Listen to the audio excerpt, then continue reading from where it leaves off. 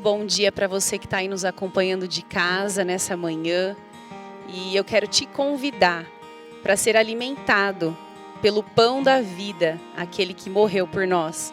Então abra o seu coração e se permita ser alimentado, ser sustentado por aquele que é o único caminho, em nome de Jesus.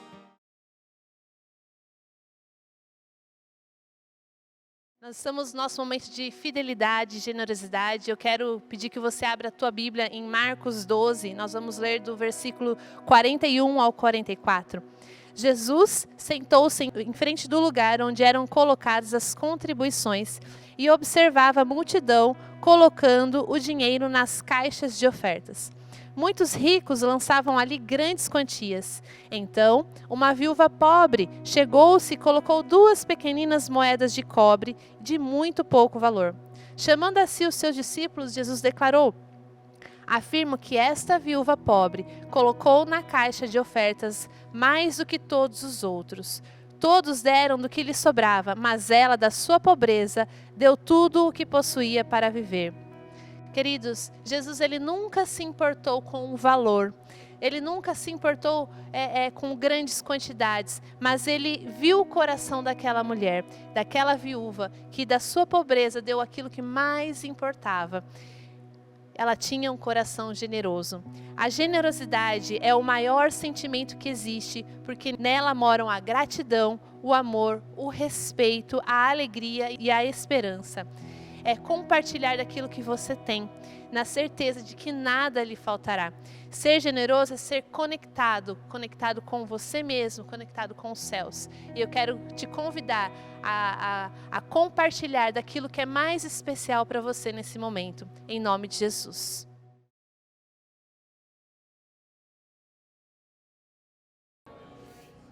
Vamos ficar em pé para nós orarmos.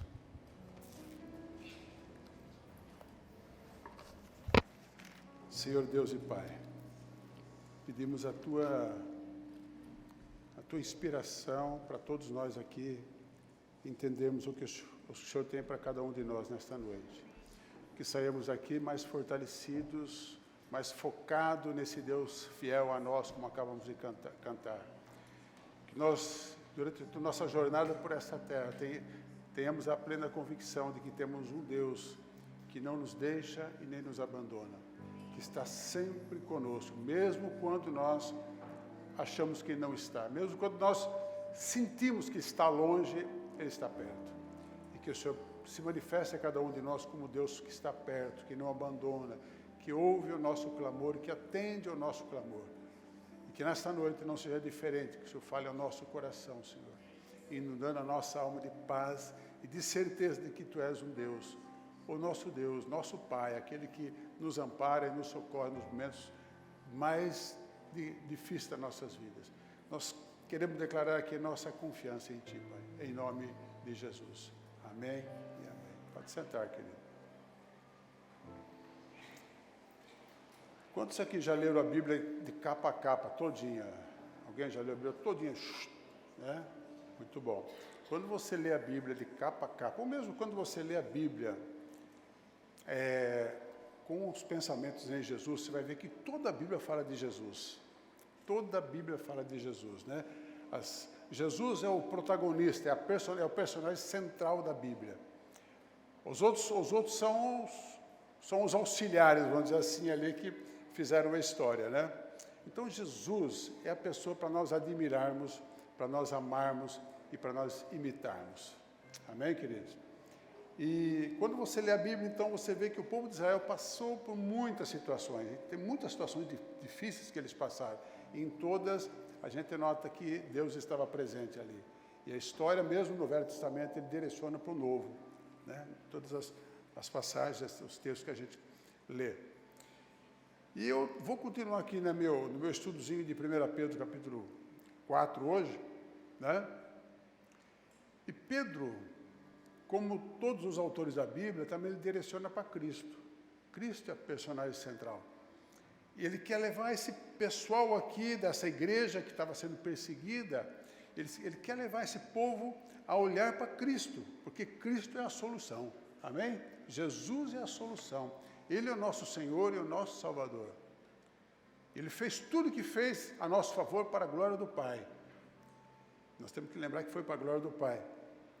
E que nós, aqui agora, conscientes e cientes daquilo que Ele fez, também devemos inteligentemente olhar para Ele. Porque Ele sempre vai estar de braços abertos, sempre atento aos nossos clamores, às nossas orações. Amém? Ok. Eu quero então hoje falar com vocês sobre 1 Pedro capítulo 4. Como tenho feito outras vezes, eu quero antes fazer uma pequena retrospectiva para relembrar o objetivo de Pedro ao escrever esta carta. Quantos se lembram do objetivo de Pedro de escrever esta carta? Alguém lembra? Eu sei que é difícil lembrar. Foi para encorajar os cristãos, aqueles cristãos. Por quê? Porque eles estavam dispersos pela Ásia Menor, né? Turquia, aqueles lugares conhecidos como Turquia hoje. Devido a quê? Devido à perseguição pelo imperador romano chamado Nero. Então eles tinham sido tirados dos seus lares, tinham sido tomados, os seus bens tinham sido tomados, suas casas, eles não tinham mais suas casas. Muitos tinham perdido familiares, filhos, esposa, marido, pais, mães, presos e alguns até mortos, porque seguiam a fé cristã. Então não era fácil ser cristão naquela época. As pessoas zombavam, os parentes zombavam, os amigos zombavam. Por que você não vai mais comigo, com a gente e tal? Zombavam porque, de repente, as pessoas que frequentavam determinados lugares mudaram de vida, mudaram de estilo de vida. E então eles estranhavam tudo isso e eram, não só estranhavam, mas eram perseguidos por causa disso. Perseguidos porque mudaram de vida para melhor. Então eles viviam uma grande aflição e sofrimento devido a essa perseguição. Então Pedro lembra a esses cristãos de que Deus, através de Jesus, os havia escolhido e regenerado para uma viva esperança, através de uma aliança que jamais se extinguiria.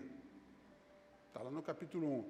Lembra-os também de que eles eram protegidos pelo poder de Deus. No capítulo 1, dando assim uma sintetizada bem rapidinha.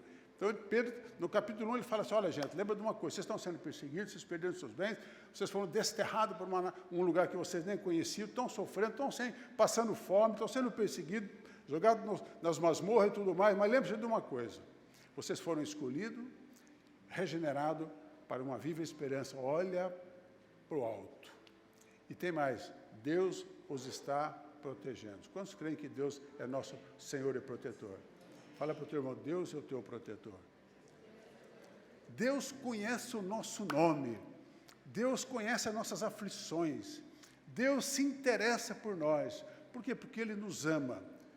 Porque Deus é amor, e o amor dele foi manifestado através de Jesus Cristo na cruz. No capítulo 2, Pedro mostra a eles o caminho para a superação daquela circunstância adversa em que viviam. Ele escreve lá no capítulo 2, olha, se vocês... Vou mostrar um caminho melhor para vocês, ao invés de ficar reclamando, lamentando, vou mostrar um caminho bom para vocês, diz aqui, versículo 2, portanto, livrando-vos, capítulo 2, versículo 1, portanto, livrando-vos de toda malignidade, de todo engano, hipocrisia, inveja e toda espécie de maledicência, desejai o puro leite espiritual como crianças recém-nascidas, a fim de crescerdes por intermédio deste alimento para a salvação. E ele vai dar continuidade no capítulo 2. Então, no capítulo 1, ele fala, vocês foram regenerados, vocês foram alcançados, escolhidos para uma viva esperança que nunca vai se extinguir, porque tem uma aliança. E Deus os guarda neste mundo enquanto você caminha por ele. No capítulo 2, ele mostra o caminho para a superação daquela crise. Não é nada automático, mas se você deixar de lado tudo aquilo que é humano, que é da humanidade do homem, que faz reclamar, que faz chorar, que faz não sei o quê, e olhar e buscar na palavra de Deus o puro leite espiritual, você vai superar melhor a situação que vocês estão vivendo. No capítulo 3, bem resumidamente, entre tantas importantes instruções, ele fala assim, cuida da tua família, né? Cuida de sua família, cuida de cada um deles. Marido, ame a sua esposa, cuida de seus esposos, seja submisso a eles e tudo mais, aquela história que nós já falamos aqui. No capítulo 4, Pedro trata basicamente de 3 coisas. Fale assim, 3 coisas. Bom, é a divisão da minha Bíblia aqui. Primeira coisa, que o crente em Jesus, sendo herdeiros de uma viva esperança, deve, como Jesus, romper com o pecado. Segunda coisa que Pedro trata aqui, do relacionamento, deveres e responsabilidade de uns para com os outros. E a terceira coisa, ele trata das atitudes dos crentes no sofrimento e do propósito do sofrimento. Amém? Só para a gente sintonizar direitinho aqui. Dos versículos 1 a 6, do capítulo 4, eu vou ler aqui de 1 a 6 agora, nós vamos fazer alguns destaques aqui para a gente se sintonizar. Bom, acompanha comigo aqui, abra sua Bíblia no capítulo 4, 1 Pedro. Ele fala assim, ora, esse ora é um advérbio, né? Ora é um advérbio.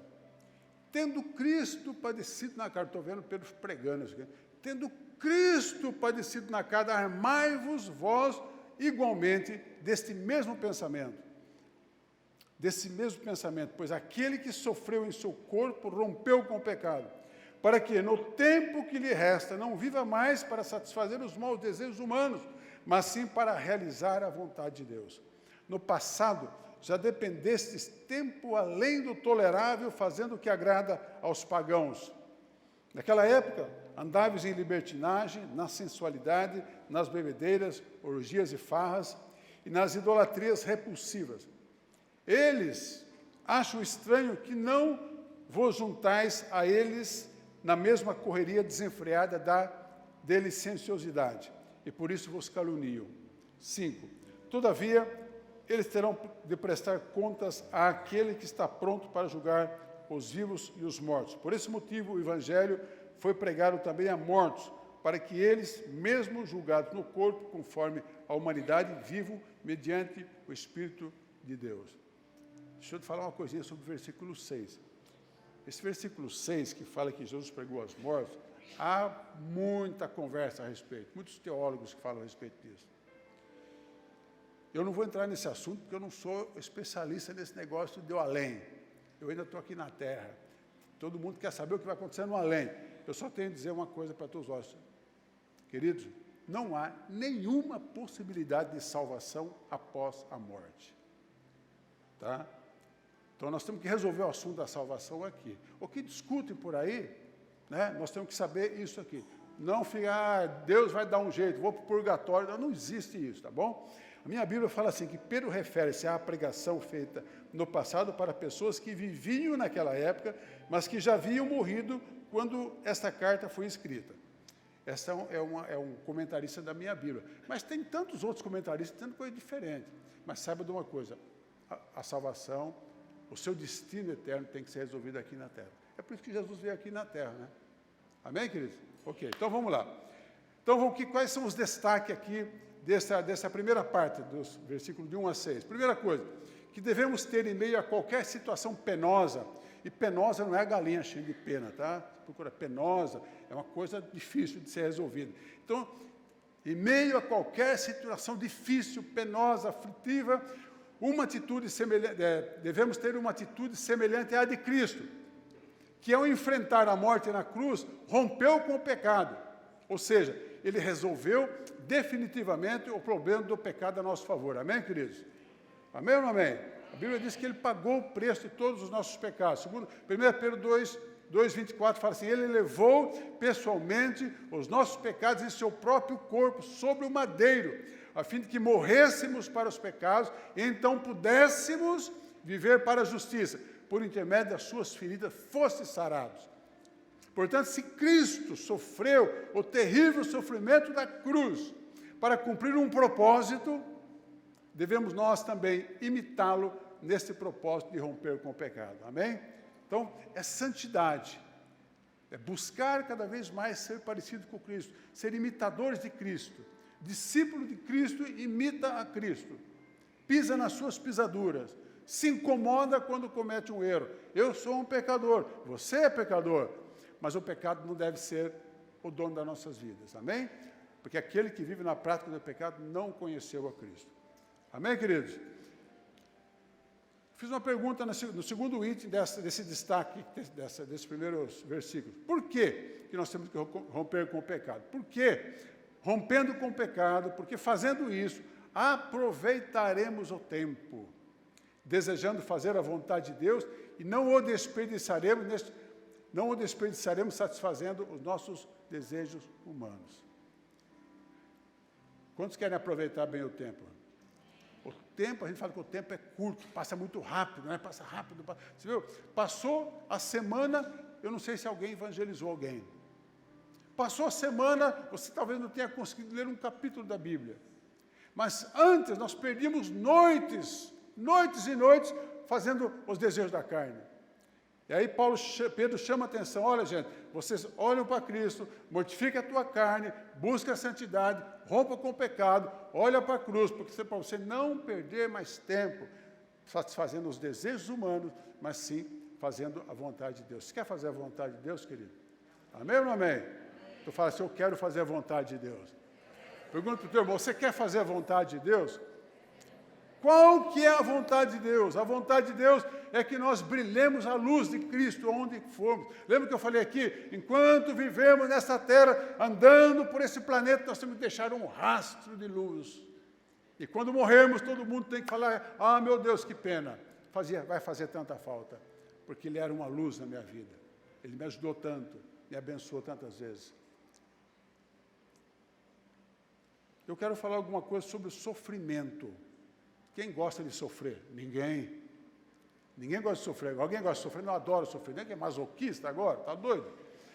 Mas quanto ao sofrimento, eu preciso dizer uma coisa para vocês, para a gente estar atento e olhando para a cruz. Quando eu falo de sofrimento, eu estou falando para você ficar atento olhando para a cruz. Porque Cristo sofreu, e o que Ele sofreu, nós nunca sofreremos o que Ele sofreu. E nem o que esses cristãos estavam passando, nós vamos passar. O sofrimento, ele é real neste mundo, a todas as pessoas, crentes e não crentes. Existe o sofrimento, não é? Existe, nasce já toma um tapa para fazer chorar.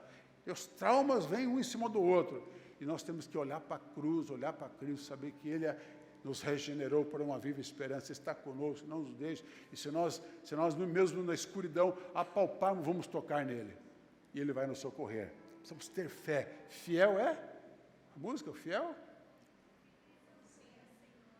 Fiel Tu és, Senhor, para mim. Amém, querido? Olha para o céu e fala, fiel Tu és, Senhor, para mim. Fiel Tu és, Senhor, para mim. Ele é fiel. Segunda coisa sobre o sofrimento é que devemos estar preparados. Amém? Preparados para possíveis sofrimentos. E a melhor maneira de fazer isso, sabe o que é? É olhando para Cristo. Olhando para Jesus. O sofrimento, quando enfrentado olhando para Jesus, eu marquei aqui, nos aproxima de Deus e faz com que o pecado perca a força sobre nós. Ou seja, nós temos que estar vivendo todos os nossos minutos, todos os nossos dias e minutos aqui na terra, olhando para a cruz, olhando para Cristo. Não podemos desviar o olhar da cruz, porque nós vamos desperdiçar o tempo. Isaías, outra coisa, ao passarmos por algum sofrimento, essa é a terceira observação, podemos ter a certeza de que o Senhor estará junto de nós, nos sustentando. Amém?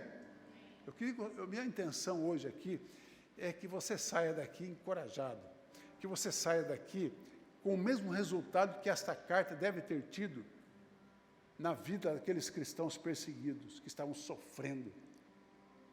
Talvez muito pior do que os venezuelanos que tiveram que sair da Venezuela, sem ter o que comer, procurando emprego, e ninguém dando porque era cristão. Então, minha intenção é que você saia daqui ciente de que o sofrimento pode vir, mas Cristo já está. Amém? Com você.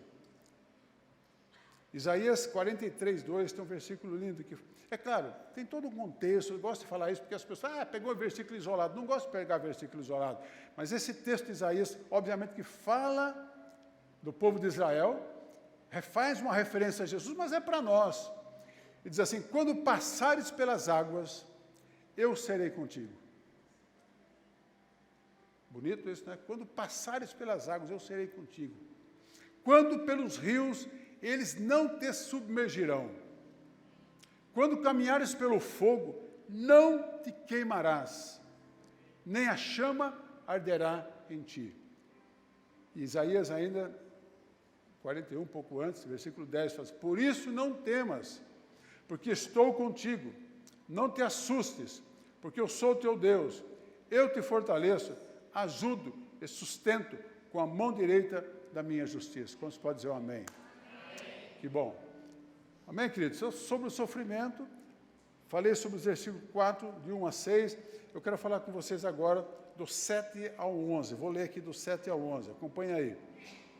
Ora, está muito próximo o fim de todas as coisas. A gente acha que nunca vai chegar ao fim de todas as coisas. A gente nunca acha que Jesus voltar.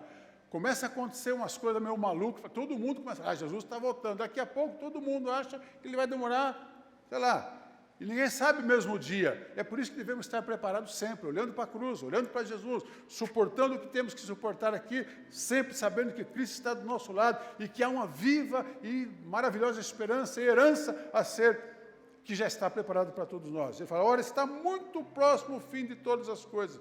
Portanto, tende bom senso e vigiar em oração. Antes de tudo, exercei profundo amor fraternal uns para com os outros, porquanto o amor cobre uma multidão de pecados. Sede hospitaleiros uns para com os outros, sem vos queixar. Não se hospeda muito mais pessoas hoje em dia, né? As coisas mudaram. Mas quando eu me converti, naquela época, qualquer pregador que vinha de outra cidade para pregar na igreja, era hospedado nas casas. Quem é desse tempo? Só eu. Se hospedava nas casas. O Kiko era um hospedeiro de primeira mão, né, Kiko? Sempre tinha gente na casa dele. A gente se hospedava. E era uma benção, porque ficava até madrugada conversando com aquele pastor que veio pregar na igreja, e a gente aprendia muito.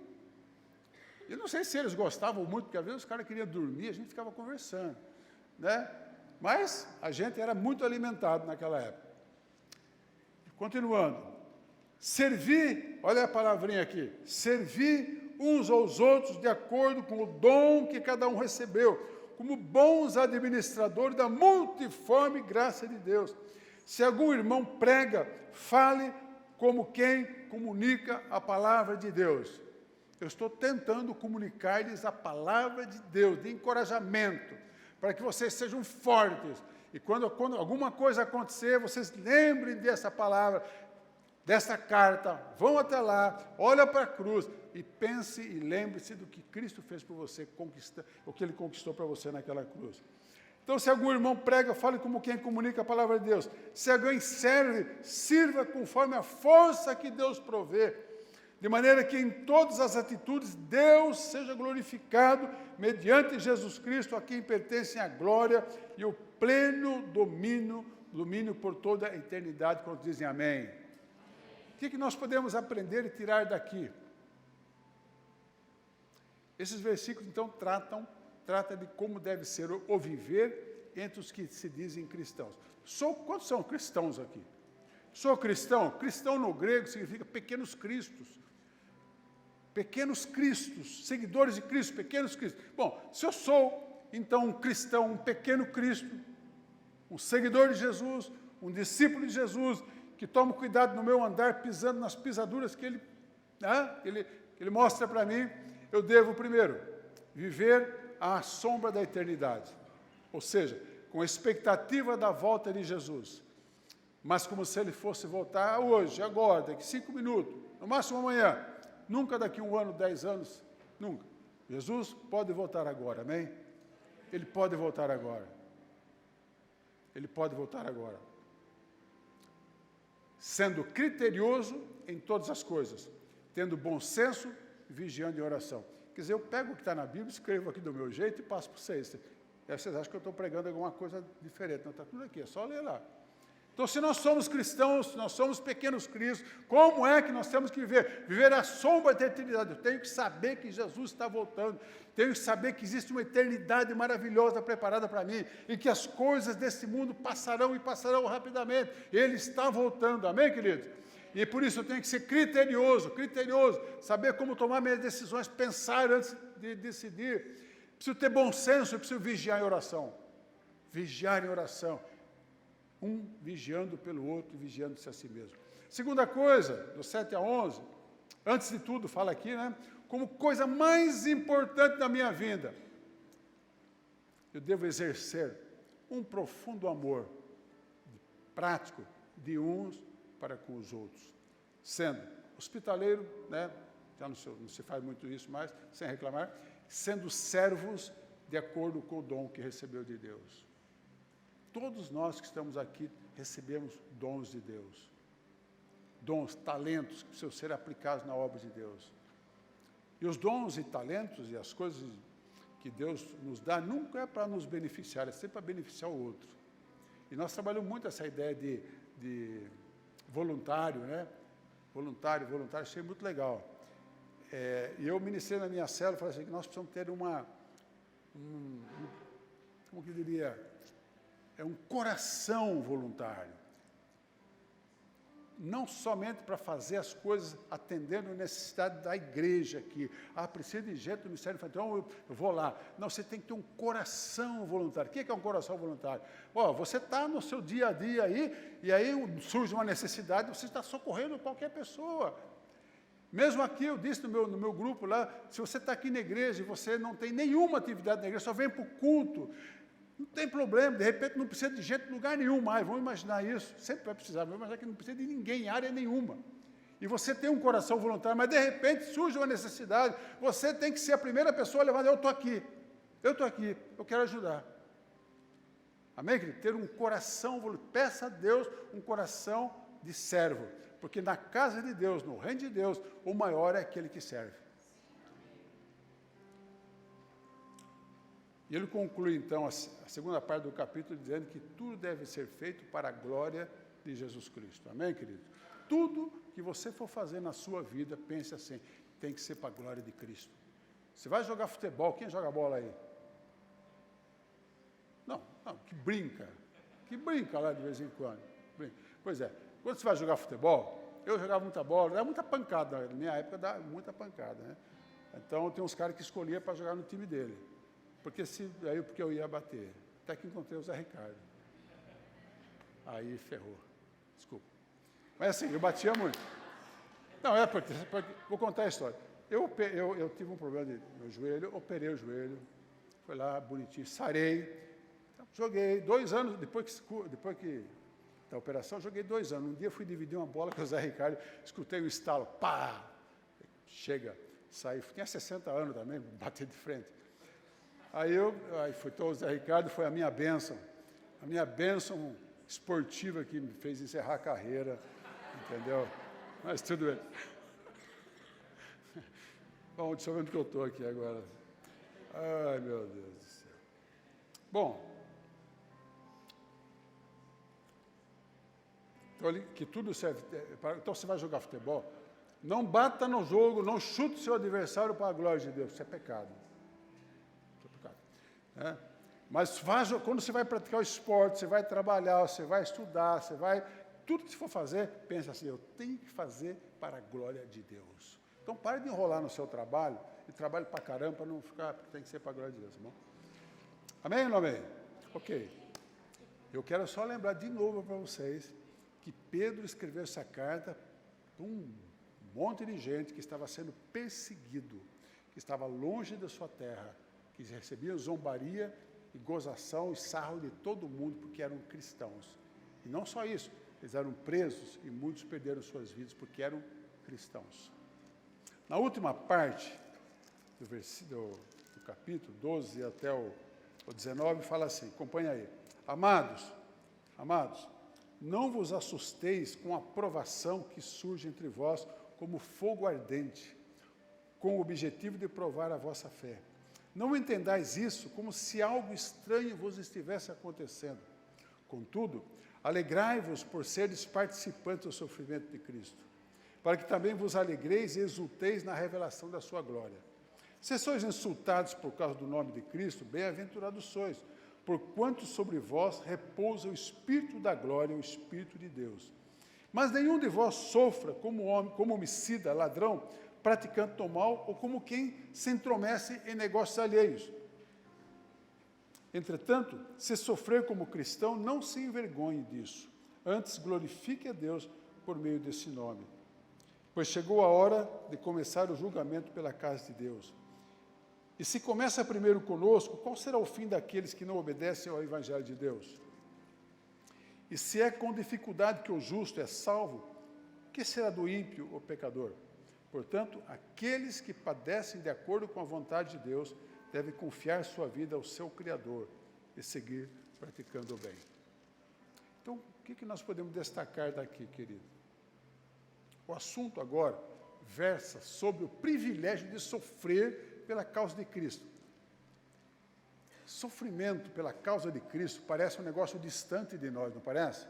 No Brasil ainda, tenho falado isso, temos a liberdade de pregar o Evangelho, de evangelizar, de falar e de anunciar nas rádios, televisão e tudo mais.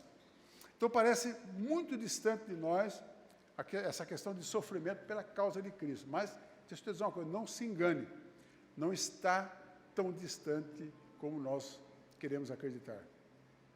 Basta você se posicionar como um cristão verdadeiro, que não se intimida de testemunhar da sua fé, que crê na palavra de Deus, que contrapõe-se ao mundo das trevas, e você será perseguido. Você será perseguido. Se você sair com a Bíblia na mão, né, hoje ninguém usa o celular, mas a Bíblia na mão já era um motivo de zombaria alguns anos atrás. Saia pregando o Evangelho. Nós temos visto isso no Brasil. Temos um deputadozinho aí, o Nicolas, está sendo malhado. E não é porque ele põe peruca lá e faz uma estribulia lá. Não, é porque ele é cristão. E sabe por que a igreja não é perseguida ainda, para valer aqui no nosso país? Porque a gente relativiza o Evangelho. A gente leva o Evangelho como se, né, a Bíblia ainda não é para nós a sagrada palavra de Deus. E tem que ser. Nós temos que ser apaixonados pela palavra. Tratar o livro com cuidado. Porque aqui contém a maior preciosidade para cada um de nós, para o ser humano, para a raça humana. Aqui está o caminho da eternidade da salvação. Aqui está tudo aqui, aquilo que você precisa para ter uma vida plena aqui nessa terra. E se não tiver vida plena nessa terra, este livro te dá a garantia de uma vida plena na eternidade. Então, querido, e Pedro diz aqui então que não devemos estranhar e nem nos assustar com essas provações, porque é normal que tais coisas aconteçam. Você quer ver o que Jesus fala em João capítulo 15? Deixa eu ler para vocês aqui. João 15, 18 a 21. Se o mundo vos odeia, sabei que antes de vós odiou a mim. Se fosses do mundo, ele vos amaria como se pertencesseis a ele. Entretanto, não sois, olha o que Jesus fala, entretanto, não sois, vocês não são propriedades do mundo, mas eu vos escolhi e vos libertei do mundo. Por esta razão o mundo vos odeia. Recordai-vos das palavras que eu vos disse. Nenhum escravo é maior do que o seu senhor. Se me perseguiram, também vos perseguirão.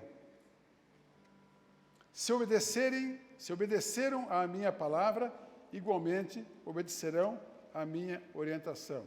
Contudo, o mundo vos tratará mal por causa do meu nome. Ele falou isso para os seus apóstolos, para as pessoas que estavam ali. Mas as palavras estão registradas na Bíblia até hoje, então serve para nós também. Amém? Então não estranhe se um dia, lá no teu trabalho, não estranhe se os seus parentes fizerem zombaria de você, disserem que você não é suficiente inteligente para continuar onde estava, mas saiu e veio para cá. Né? Não estranhe isso, porque é normal que tais coisas aconteçam. Agora, quando essas coisas acontecerem, o que nós devemos fazer, então, segundo esse texto? Nos alegrarmos, porque estamos no caminho certo, que é o caminho de Deus. Amém ou não amém? Ande no caminho de Deus, independentemente das circunstâncias. Mesmo quando você sente que Deus não está por perto, creia que Ele está por perto, e não se desvie nem para a direita nem para a esquerda. As tribulações passarão, mas a palavra de Deus se cumprirá, nós cantamos aqui. Ela se cumprirá. fiel é Deus a cada um de nós. Amém, querido? E a terceira coisa, queria que os músicos subissem aqui para nós cantarmos. A terceira coisa, quando essas coisas acontecerem, devemos confiar a nossa vida ao Senhor, ao nosso Criador, e continuarmos firmes fazendo o bem. Amém? Leia de novo 1 Pedro capítulo 4, se fortaleça com aquilo que Pedro escreveu aos perseguidos daquela época. Nós não sabemos o que vai acontecer no dia de amanhã, mas devemos estar nos alimentando diariamente com a palavra de Deus, para que venha o que vier, firmes na promessa, com os olhos focados na cruz, onde Ele conquistou para todos nós a salvação eterna. E nunca se esqueçam que você é herdeiro de uma herança incorruptível, que você é filho amado de Deus, como o Hugo tem tanto falado aqui, e que você foi escolhido, e foi escolhido, tem muita confusão nessa palavra, escolhido, eleito, predestinado.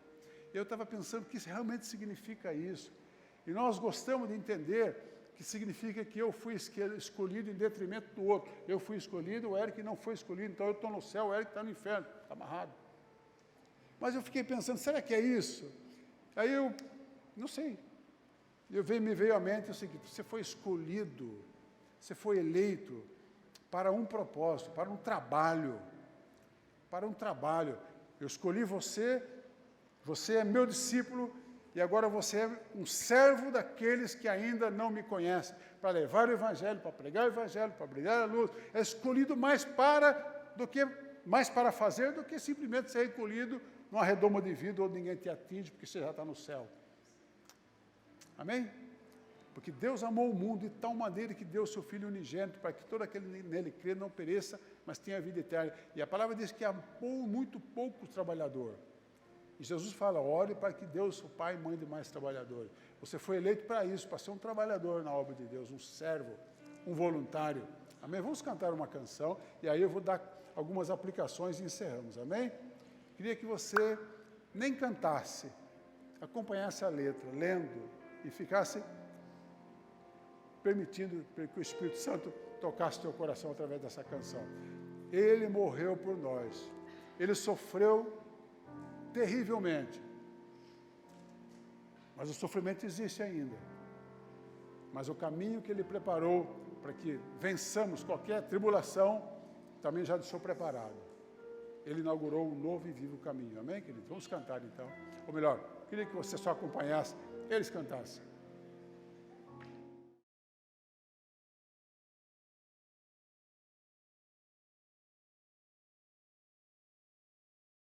Glória a Deus, como é bom, né? Ouvir a palavra de Deus, como é bom estar na presença de Deus. Sempre Ele tem uma mensagem para a gente, porque além da misericórdia dEle que se renova toda manhã, sempre Ele tem uma palavra aos nossos corações. É muito bom estarmos juntos. Convido você a estarmos juntos também na próxima semana, que você tenha uma boa semana, cheio da presença de Deus, em nome de Jesus. Tchau.